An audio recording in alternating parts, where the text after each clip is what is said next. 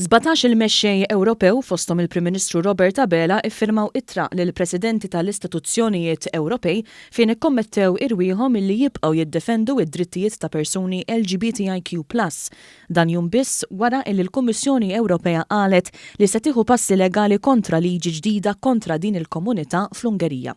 Il-ħamis ukoll il-Prim Ministru kellu laqgħa informali mal-President tal-Parlament Ewropew David Sassoli. Dawn kienu fost l-ewwel impenji tal-Prim Ministru Malti f'Summit Ewropew fi Brussell li se jibqa' għaddej sal-ġimgħa.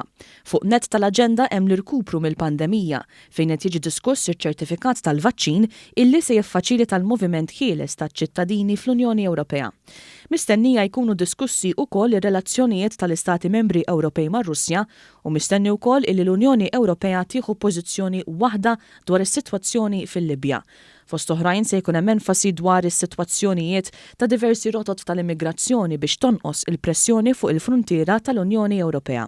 F'Settembru illi għadda l-Kummissjoni Ewropea ħabbret patt ġdid dwar l-immigrazzjoni u l-President Ursula von der Leyen qalet li pajjiżi milquta mill-immigrazzjoni għandhom iserħu fuq is-solidarjetà Ewropea.